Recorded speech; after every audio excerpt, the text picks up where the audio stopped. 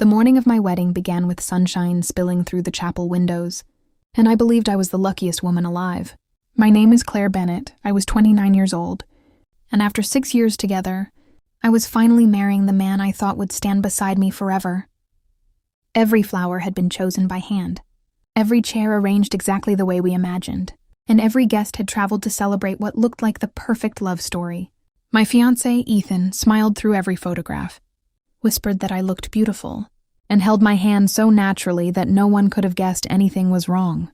The ceremony was flawless, our vows were heartfelt, and the applause echoed through the hall as we shared our first kiss as husband and wife. But while everyone toasted to our future, I noticed something strange. Ethan kept disappearing for long stretches, always claiming another relative needed him or another vendor had a question. Then I saw my maid of honor, Vanessa, slip out through the side entrance only minutes after he did. At first I dismissed it as wedding chaos, until I accidentally walked toward the private garden, behind the reception hall, and heard laughter that didn't belong there.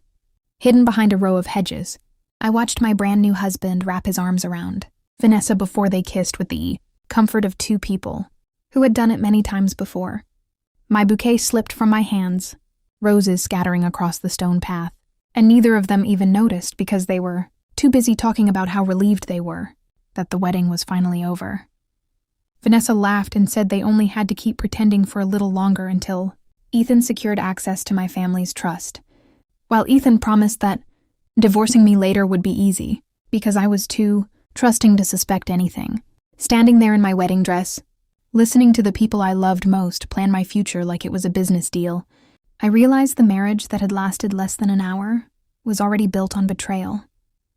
I didn't scream, cry, or confront them because the shock faded into something colder than anger.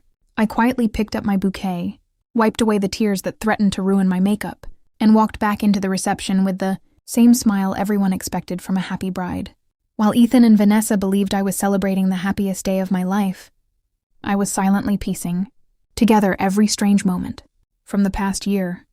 The secret phone calls, the unexplained late nights, the way Vanessa always defended Ethan whenever I questioned his behavior, instead of exposing them immediately. I slipped away to my bridal suite and called my older brother, who happened to be a corporate attorney.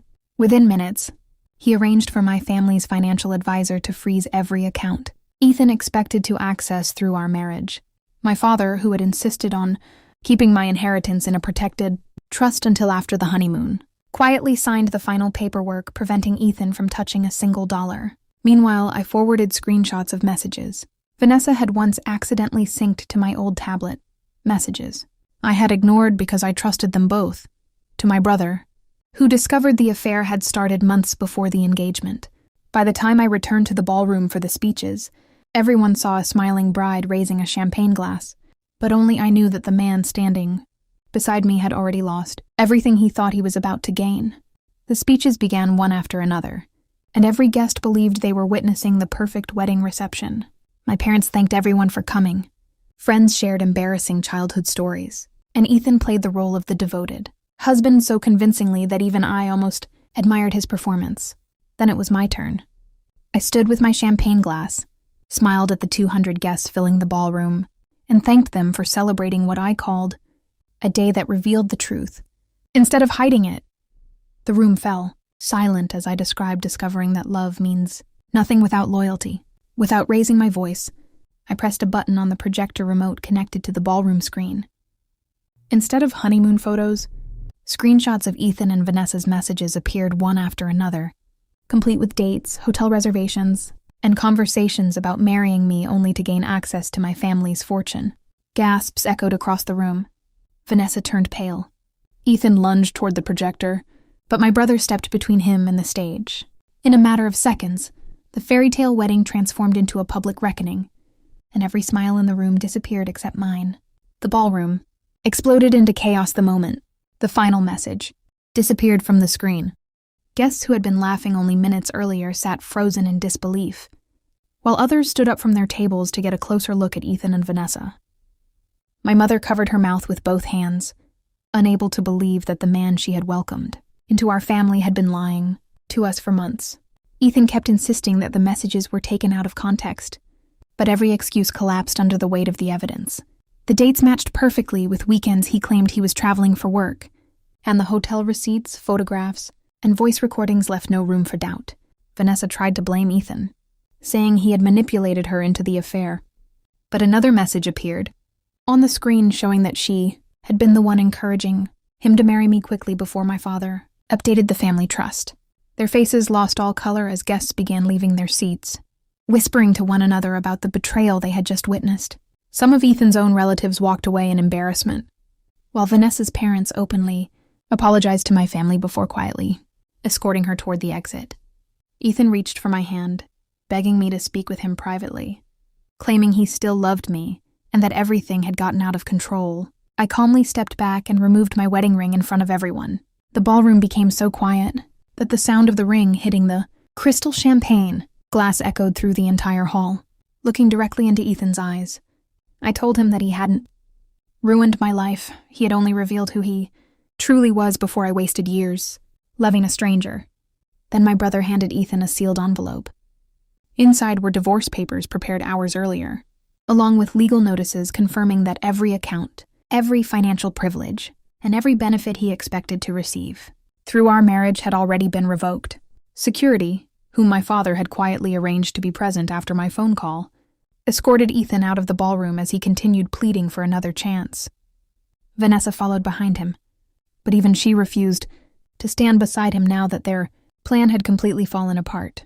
As the doors closed behind them, I looked around the room filled with stunned faces and realized that, although my wedding had ended in heartbreak, it had also saved me from a lifetime built on lies.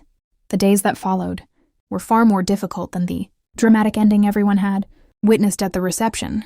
News of the wedding spread across social media after several guests uploaded videos of the projector reveal, and within 48 hours Ethan and Vanessa had become the center of conversations they never wanted. Reporters even contacted my family asking for interviews, but I refused every request. I didn't want revenge to become my identity. I wanted peace.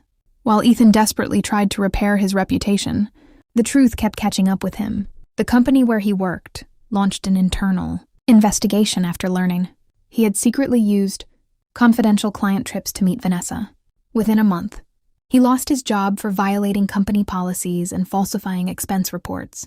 Vanessa wasn't spared either. Her fiancé from years earlier publicly confirmed that she had cheated on him in almost the same way, proving this wasn't a single mistake but a pattern that had followed her for years. Friends who had defended them at first slowly walked away as more evidence surfaced, leaving the two of them with little more than each other, and even that relationship quickly began to fall apart. They blamed one another for everything, arguing over whose idea the scheme had been and accusing each other of destroying their futures. Meanwhile, I focused on rebuilding my own life.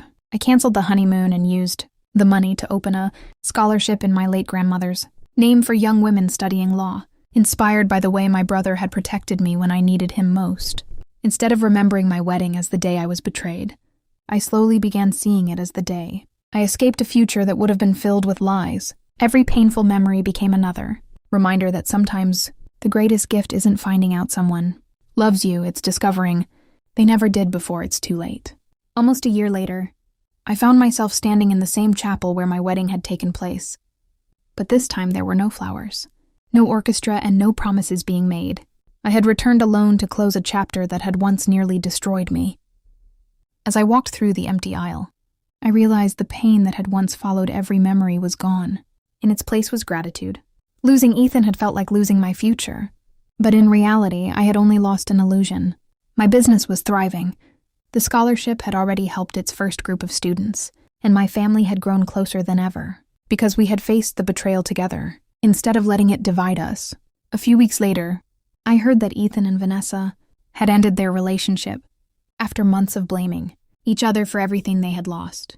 Neither of them rebuilt the life they thought they would have after deceiving me, because a relationship built on lies rarely survives once the lies are exposed. I never celebrated their downfall, nor did I wish them revenge. Their choices had already become their punishment. As for me, I finally understood that forgiveness doesn't mean inviting people back into your life. It means refusing to let their betrayal control your future. The happiest ending wasn't exposing them in front of hundreds of guests or watching them lose everything they had. planned to steal. The happiest ending was waking up each morning without fear, without deception, and without wondering if the person beside me was pretending to love me. My wedding day will always be remembered by others as a scandal, but to me it became the day. I stopped settling for appearances and started choosing myself. Sometimes the greatest love story isn't about finding the right partner, it's about finding the strength to walk away from the wrong one and never look back.